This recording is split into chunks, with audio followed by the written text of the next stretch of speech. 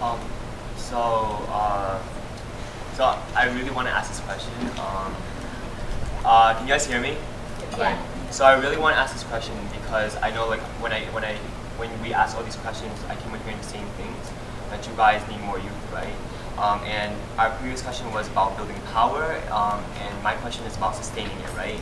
And for me, power, especially from youth organization, involves our main contingent, right, which is which is youth. And my question is to you guys, right, and maybe it's more relevant to Vela because ASAP is relatively new, right, and you guys are still looking for the answer. And the question is, how do you guys sustain membership, right? Because youth aren't permanent. We're only here for 2 or 3 years, and I know that from my experience, that's how long Prism Youth stay on. I costume a lot. What? I change into different youths every day. No, I'm just kidding. Yeah, I'm awesome like that. No, really what we do is, as Lynn said earlier, we create programs for these youth, and in return, we see these youth be part of their community, empower the community through that process. So it's like paying it forward. Have you ever saw that movie, Paying It Forward? It's a chain reaction. That's what it is. That's how it works for us. Is that chain reaction in a way. So, is that answering it? Yeah. Okay. Yeah, Making sure. If anyone wants to comment on it, because I know like it's really hard for like when we're having a campaign and then all of a sudden some of the youth have to drop out, especially the most important youth who have been involved in the campaign. How do you like keep the momentum from dying down? And yeah, I mean like if you guys don't have an answer, it's all right. And you guys did answer my question. So if you have any comments on it. I mean, for ASAP, we are new, but however, we have been backed up by the two organizations who has Asian American UN, who have been 25 years of experience organizing in the Asian American community in Philadelphia, and that experience is, if that's going to keep going, and then it's a way to, pushing us, building momentum for us to keep going. But at the same time, our vision is that we don't believe empower youth and liberate youth in, building the leadership. Not just building their leadership, but at the same time, empower each other so that we know how to transfer that leadership to other youth. And we recruited and we went to different paths with conversation. We joined different campaigns. If we cannot sustain ourselves, and we join other part of the city, to sustain other part of larger movement.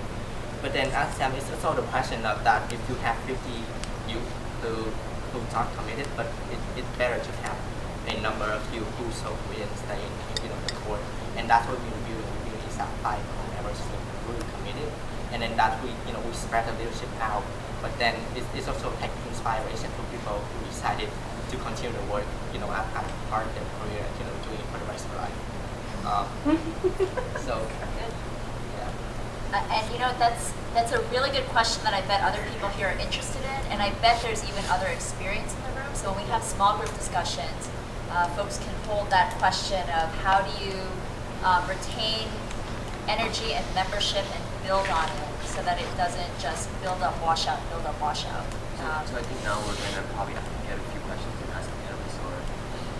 Yeah, we could do that. And I realize we have a little bit more time. So we have a few more questions. We can pause here and see if you all have some questions. Yeah, I saw some hands up.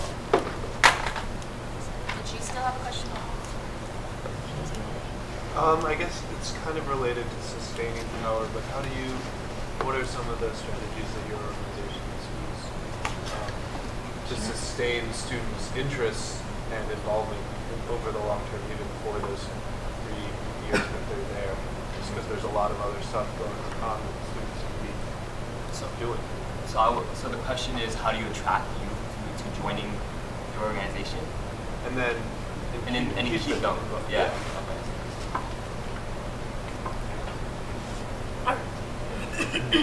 So I've been with Vela for like 5 years. I don't know a why. No, I'm just kidding. Just kidding, man. Don't give me that look. But I guess from a youth perspective, like myself, being with Vela for 5 years for so long, kind of grows on you. Vela's like, we always make it like an environment that, okay, you have a problem, come talk to us and see if we can work it out. And we always have something for the youth, like the safe space, for instance, like these programs like Young Women's Leadership for women to get into the group, and they'll tell their friends and so on and so forth. That Vela, like initially it'll start with like one program that we have, and it'll attract them to us, and to keep them there is You want to throw it? No, okay. What's that? I'm gonna talk for a second. Okay. Okay. What was that? No. Well, Sorry. I mean, we have, I guess, I don't know, the people there, they're just like, I got attracted this way, I guess, I don't know. Speak up, please. Okay.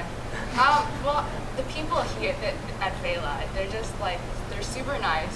They're like, I don't know, they just want to like stay there. I So guess. you gotta keep in contact with your youth. You gotta be nice to them. You can't just slap them around. I mean, it's all about like mannerism as well as like it's like having programs they're interested in, or like adjusting yourself, like opening yourself for ideas as well to maintain the momentum, as we say, getting them excited, and like for the for programs that we have, they tend to like shake up a little bit. They keep evolving as we go because we're a growing organization and everything grows with us. And so do our youth, apparently, like me, growing with the organization. So it's like a second home, as to say, and then also just opening your ear, having your ear out, if that's answering your question.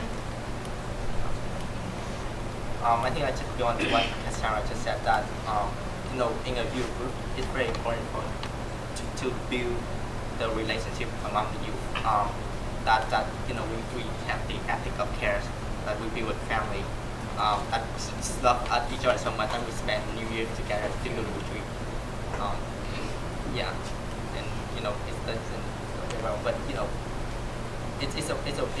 it's not doing organizing, not just at the job, but like doing it as a passion, and get people come together to commit it and come together not to talk about practical stuff. Yes, but at the same time, every meeting we have check in, how you doing, and trying to solve problems on the life, or just have a frank conversation, building friendship, building mentorship, that sort of thing, to strengthen the relationship that you be able to catch up with one another, approach one another, and to find out what happened to my life. Yes, please. I'd be very interested in hearing a bit more about the racial makeup of the school in South Philly. Wait, and what was the racial makeup generally of those who were attacking you? And did you have any allies in the school among other students? And if you did, what was their racial makeup? Okay? Yeah. That would be very helpful to me to hear some more of that kind of detail. Yeah. So South Philadelphia High School is a public English high school in South Philadelphia, and they have approximately 70% of African American, 20% of Asian, and 10% of Latino and white, and the other group, smaller group. But however, the attackers make up majority of African American students, statistically. But however, school have been claiming that there have been the Cambodian girls and a white person in there, so that some racial is not a racial problem. But I think like our focus on that is that our perspective is that all the victims were Asian, all of them were recently arrived in immigrants, and therefore that is violence. No matter who attack us, but you attack us because of our identity. That's why it's violence. And we, after boycott, after our demand, after our separate environment, we do have allies in school. We begin to create allies because the community start to come in, creating dialogue with the students for them to know one another, because they frankly have no understanding of each other, of whatsoever, what struggle do you have, what history you have. they don't have that sort of knowledge about each other. Therefore, they, the raising angers against one another, it is misunderstanding that drive, that bias violence. And school refuse to resolve it, refuse to address it before the boycott. So therefore, we almost have no allies. But like as far as allies in, after definition of being nice to us or saying hi and how yes, we have a lot of students who are willing to know us, who are willing to open themselves to us, and who are willing to help. And there's good students. Yeah. However, the school does not create an environment to nurture, to sustain these allies. Instead, the environment turn students against one another. And I hope that answers your question. That's very helpful.